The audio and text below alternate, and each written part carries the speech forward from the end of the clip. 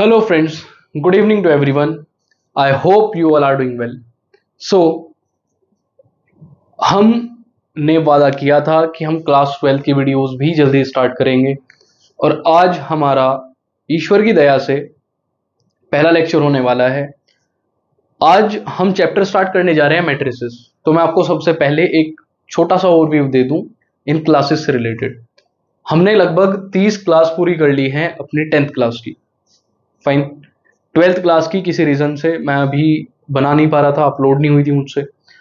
अब से कोशिश करूंगा कि रेगुलर आपके टिल योर एग्जाम्स रेगुलर आपको क्वेश्चन से रिलेटेड वीडियो मिलती रहे।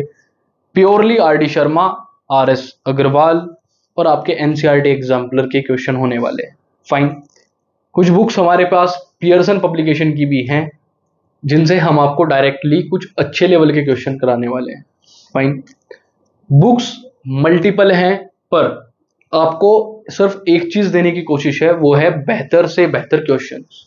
फाइन, जितने बेस्ट क्वालिटी के क्वेश्चन होंगे हम उन्हें आपको खुद से सोल्व कराने की कोशिश करेंगे। नेक्स्ट, टेलीग्राम पर आपका एक पर्टिकुलर डेडिकेटेड चैनल बन जाएगा।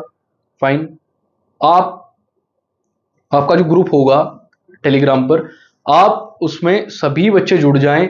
उसमें आपको एक ईज ये रहेगी कि अगर आपको किसी भी टाइप की कोई प्रॉब्लम आती है तो आप जस्ट एक फोटो क्लिक करें, अपलोड करें उस ग्रुप में। आपको एक चीज का फायदा मिलेगा कि अगर मैं भी उस टाइम अवेलेबल नहीं हो पाता हूं तो आप लोग आपस में जिस तरीके से हम ग्रुप स्टडीज करते हैं आप उस तरीके से उसे आराम से सोल्व कर लेंगे। फाइन, उसी तरीके से हम 10th का ग्रुप बना रहे हैं, उसी जो चल रहा है ऑलरेडी। और कोशिश करता हूं कि आप लोग भी इवन इतना कोई लंबा चौड़ा वो नहीं बनाना है। अगर 100 बच्चे भी प्रॉपर क्लासेस देखते हैं, उन्हें ऑब्जर्व करते हैं तो हमारे लिए वो भी वेल एंड गुड है। फाइन, अब हम चैप्टर अपने किस तरीके से करेंगे आप देख लीजिए एक बार। मैं कोशिश करूंगा कि कम से कम 20 दिन एक चैप्टर पर लगाऊंगा आराम से। फाइन, 20 डेज मेरे एक चैप्टर पर लगने हैं, यानी 20 लेक्चर्स हमारे एक चैप्टर से रिलेटेड आने ही आने हैं। फाइन, उसमें हम कोशिश करेंगे कि पर डे 2 क्वेश्चन सोल्व करें। अब जैसे मैट्रिसेस, डिटर्मिनेंट ये हुआ, इनके कुछ क्वेश्चंस लेंथी बनते हैं। जैसे जैसे आप चैप्टर के डेप्थ में जाएंगे भी, जैसे आपने चैप्टर्स पढ़ लिए होंगे मैं मानता हूं, अब हम सिर्फ और सिर्फ क्वेश्चंस ट्राई करने वाले हैं अच्छे लेवल के। फाइन, सेम एस्पेक्ट मेरा रहेगा जैसे पहले था कि अगर मैं 2 क्वेश्चन यहां कराता हूं, आप 4-5 क्वेश्चन अपने ट्यूशन में किसी कोचिंग में करते हैं और 2 से 3 क्वेश्चन आपके स्कूल में हो जाते हैं, तो आप मोटा मोटा 10 क्वेश्चन यहां कर रहे हैं। 10 या 15 क्वेश्चन या फिर आप 20 क्वेश्चन कम से कम डेली बेसिस पर खुद से ट्राई करें। जब आपका एक 30 क्वेश्चन का बंच रेडी होगा डेली बेसिस पर आप प्रैक्टिस करेंगे, तब आप देखेंगे at the end of 1 month आपके पास लगभग 900 या 1000 क्वेश्चन हो चुके होंगे आपके हाथ से निकाले हुए। फाइन, जिसे कहते हैं ना कि slow and steady wins the race.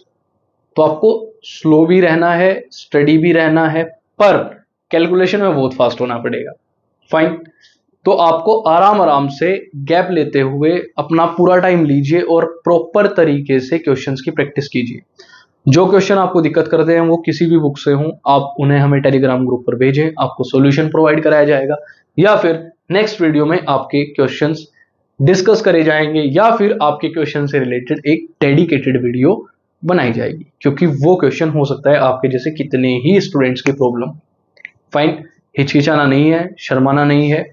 अभी आराम आराम से हम चीजें ट्राई कर रहे हैं। हो सकता है अभी 10 व्यू, 15 व्यूज, 20 ही बच्चे हमसे जुड़े, पर 20 बच्चे भी हमारे लिए इनफ है।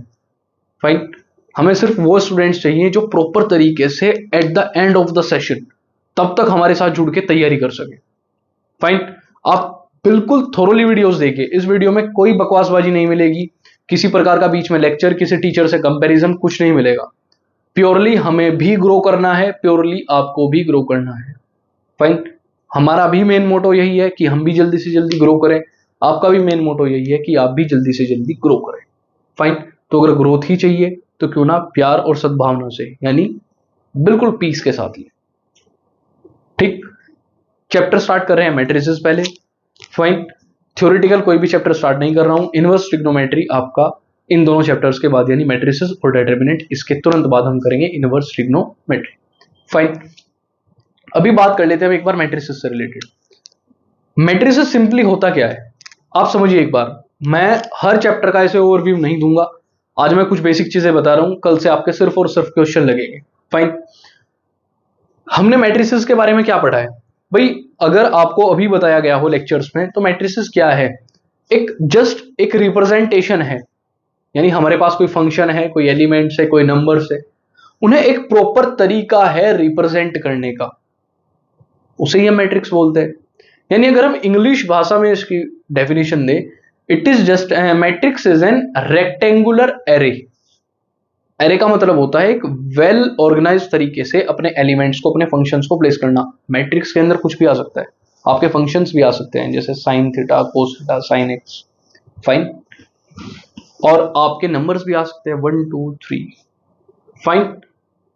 आपके वेरिएबल्स भी आ सकते हैं, x y z a b c, कुछ भी। बस ये आपका एक रेक्टेंगुलर एरे है जिसमें आप अपने एलिमेंट्स को प्लेस कर सकते हैं। अब ध्यान से देखिएगा हम मैट्रिक्स को रिप्रेजेंट कैसे करते हैं। मैं आपको इसी चीज में सारी चीजें बताने की कोशिश करूंगा। जैसे हमारे एलिमेंट्स रखे जाते हैं, उन एलिमेंट्स के भी प्लेसेस होते हैं, पर्टिकुलर नाम होता है उनका। जैसे हम स्टार्ट करते हैं यहां से, this is A11, A12, A13 up to A1n। This is second, A21, A22, A23, this is up to A2n। उसी तरीके से मैं अगर लास्ट में जाऊं, ये मेरा हो जाएगा m times AM1, AM2, AM3 और अप टू AMn। ये मेरा रिप्रेजेंटेशन का तरीका है मैट्रिक्स का। मैं मान लेता हूं दैट मेरी ये कोई मैट्रिक्स है विच इज A। अब आप इससे एक चीज ध्यान से समझिए, मैट्रिक्स हमेशा दो ही चीजों से मिलकर बनेगी, one is row, second is column. अगर आप बात करेंगे इन्हें, जो आपके हॉरिजॉन्टल तरीके से ये लेटे हुई चीजें हैं, ये वाली, ये सब क्या है?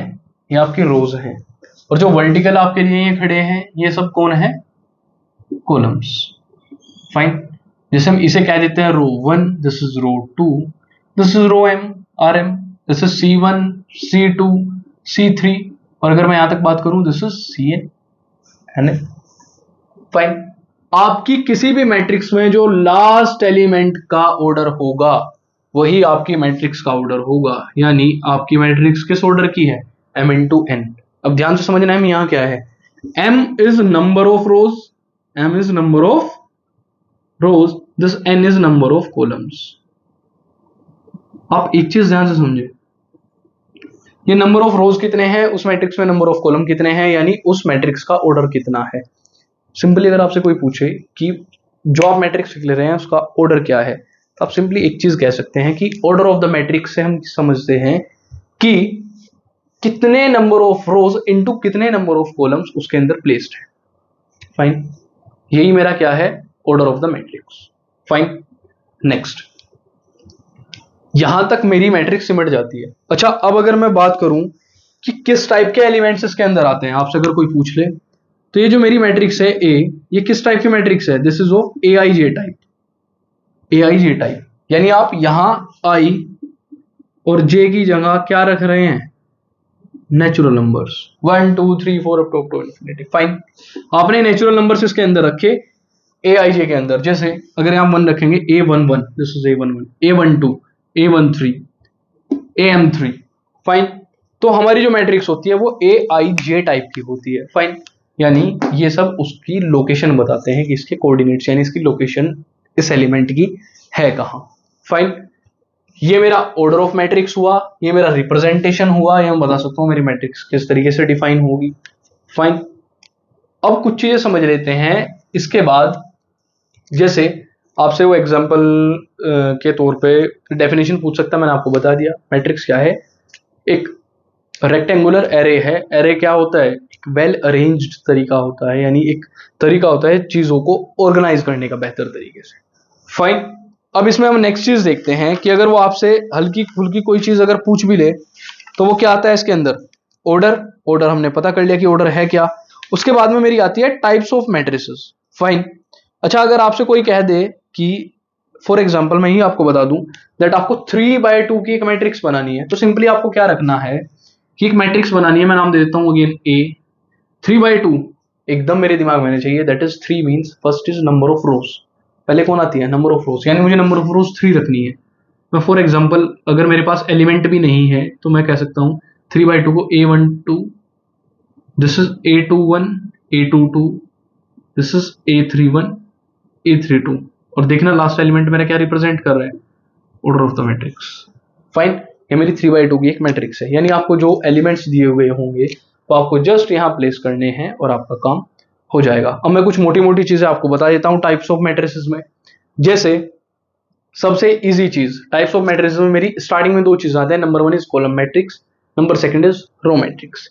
कॉलम मैट्रिक्स से आपका मतलब है दैट जिस मैट्रिक्स के अंदर a matrix which consist of only 1 column, fine, उसके अंदर सिर्फ एक ही कॉलम हो। जिस मैट्रिक्स के अंदर एक ही कॉलम होगा वो आपकी क्या कहलाएगी? Column matrix. फॉर एग्जांपल मैं आपको यहां लिख के दिखाता हूं दैट ये मेरी कोई सी मैट्रिक्स है which is of the form 1 2 3। आप अगर ध्यान से देखें इसके अंदर सिर्फ एक ही कॉलम है, फाइन, तो इसे मैं कह सकता हूं column matrix. Second is row matrix, इसके just vice versa, matrix consist of only 1 row, खत्म। वो आपकी क्या हुई? वो आपकी हुई रो मैट्रिक्स। तो हमने क्या पढ़ा? Column matrix and row matrix. Now third is square matrix. Square से आप समझ सकते हैं कि वहां n इक्वल्स टू m रहा होगा, फाइन, यानी मेरा ऑर्डर क्या रहेगा? हमेशा इक्वल रहेगा। जैसे मैं कह दूं 1 2 3 4, किस ऑर्डर की मैट्रिक्स है? 2/2 की, यानी नंबर ऑफ रोज और नंबर ऑफ कॉलम्स मेरे हमेशा क्या रहेंगे? स्क्वायर मैट्रिक्स में सेम रहेंगे। उसे ही हम क्या बोलेंगे? Square matrix. नाउ मैं अगर नेक्स्ट मैट्रिक्स की बात करूं विच इज डायगोनल मैट्रिक्स। भाई अगर आप डायगोनल मैट्रिक्स की बात करें, बहुत मोटी मोटी सी बात है। अगर हम एक मैट्रिक्स लेते हैं, फॉर एग्जांपल आप यहां देखिएगा भाई, मैट्रिक्स है 1 1 2 3 4 5 6 7 8 9, 3/3 की एक मैट्रिक्स है, स्क्वायर मैट्रिक्स। मेरे डायगोनल क्या है इसके अंदर? ये जो मेरे एलिमेंट्स है यही मेरे डायगोनल कहलाएंगे, फाइन। तो डायगोनल मैट्रिक्स क्या होगी? आप सिंपल भाषा में अगर समझे तो डायगोनल मैट्रिक्स वो मैट्रिक्स है जिसके अंदर सिर्फ डायगोनल एलिमेंट्स ही नॉन जीरो होंगे, बाकी सब जीरो। यानी ये जितने भी एलिमेंट्स हैं ये सब जीरो हो जाए और मेरे जो डायगोनल्स पे एलिमेंट्स बैठे हैं वो मेरे क्या हो जाएं? Non zero. तो मेरी मैट्रिक्स कहलाएगी डायगोनल मैट्रिक्स। उसके बाद आती है मेरी स्केलर मैट्रिक्स। स्केलर मैट्रिक्स भी कुछ इसी टाइप की होती है मित्रों, पर उसमें आपको एक चीज का ध्यान रखना है। स्केलर मैट्रिक्स कहती है कि वो है तो डायगोनल जैसी ही, बिल्कुल सेम डायगोनल जैसी, उसके सारे एलिमेंट जीरो होंगे, सिर्फ डायगोनल्स के एलिमेंट एग्जिस्ट करेंगे। पर भाई साहब एक याद रखना आप कि जो डायगोनल्स के एलिमेंट है, मैं कहूं अगर ए आई जे, कौन से वाले? वेयर आई इक्वल्स टू जे, जो इस टाइप के एलिमेंट्स हैं, यानी मेरे ये वाले डायगोनल वाले, जैसे A11 A22 A33, मेरे ये एलिमेंट्स किसी स्केलर के बराबर होंगे। स्केलर के मतलब यानी जो मैं डायगोनल एलिमेंट्स की बात कर रहा हूं ना, यहां मेरा सेम एलिमेंट हो। जैसे अगर 1 1 1 हो, √3 √3 √3 और √5 √5 √5 और बाकी सब जीरो। यानी मैं कह सकता हूं कि अगर मुझसे कोई पूछ ले कि क्या मेरी डायगोनल मैट्रिक्स स्केलर मैट्रिक्स हो सकती है, आप डायगोनल मैट्रिक्स स्केलर मैट्रिक्स कही जा सकती है, बिल्कुल कही जा सकती है। पर डायगोनल मैट्रिक्स में अगर सारे एलिमेंट सेम हो जाएं तो स्केलर मैट्रिक्स है। पर क्या सारी स्केलर मैट्रिक्स डायगोनल मैट्रिक्स हैं? तब भी आप यस कहेंगे। उसका रीजन क्या है? क्योंकि जितनी भी मेरी स्केलर मैट्रिक्स हैं उसके डायगोनल एलिमेंट्स नॉन जीरो होते हैं, दैट्स ऑल, फाइन। नेक्स्ट, इसी सीरीज में हमने पढ़ लिया रो, कॉलम, स्केलर, डायगोनल, और उसके बाद मेरी आती है गजब वाली मैट्रिक्स, आइडेंटिटी मैट्रिक्स। ध्यान रखना हमेशा, आपने एक चीज पढ़ी होगी कि मैं किस चीज से ऐड करूं कि वापस मेरे पास वही नंबर आ जाए, सिंपली जीरो से, या मैं किस चीज से मल्टीप्लाई करूं कि वापस मेरा वही नंबर आ जाए 1 से। इट मींस मेरा 1 क्या है? ये मेरी मल्टीप्लिकेटिव आइडेंटिटी है और जीरो मेरी क्या है? Additive identity. तो यहां से अगर मेरे से कोई बात कर ले आइडेंटिटी मैट्रिक्स किसी होगी, हमसे आई से रिप्रेजेंट करेंगे, और किस टाइप की होगी वो? 1 0 0 0 1 0 0 0 1। फिर ध्यान से देखिएगा, इसके डायगोनल एलिमेंट्स क्या हैं? 1 है, और ये मेरी क्या कहलाएगी? डायगोनल में, ओ सॉरी, आइडेंटिटी मैट्रिक्स फाइन, बाकी सब एलिमेंट्स इसके जीरो होंगे, डायगोनल एलिमेंट्स नॉन जीरो तो हैं पर 1 है सर। ठीक, इस चीज का आपको असली फायदा तब पता लगेगा जब आप जाएंगे मल्टीप्लीकेशन ऑफ मैट्रिसेस में, जब आप प्रोडक्ट करेंगे तब आपको पता लगेगा कि ये आइडेंटिटी मैट्रिक्स कैसे कहलाती है। और लास्ट मेरी एक मैट्रिक्स बचती है, स्क्वायर मैट्रिक्स मेरी हो गई, तो मेरी बचती है अब जीरो मैट्रिक्स। अब जीरो मैट्रिक्स से आप भली बात ही समझ रहे होंगे कि जहां भी हम सारे एलिमेंट्स को जीरो कर दें वही मेरी मैट्रिक्स क्या कहलाएगी, जीरो मैट्रिक्स। हम उसे ओ से रिप्रेजेंट करते हैं कभी कभी, दैट्स ऑल। मैट्रिक्स में मेरा सिर्फ अभी के लिए इतना ही है। इसके कल से हम सिर्फ और सिर्फ क्वेश्चन लगाने वाले हैं, कैसे मैट्रिसेस फॉर्म कर सकते हैं, इनवर्स ऑफ मैट्रिक्स क्या होता है, मल्टीप्लिकेशन ऑफ मैट्रिक्स क्या होता है, एडिशन क्या होता है, क्लोजर है या नहीं, कैसे है कैसे नहीं, सब चीजें करेंगे नेक्स्ट वीडियो से। तब तक के लिए thank you so much, bye bye.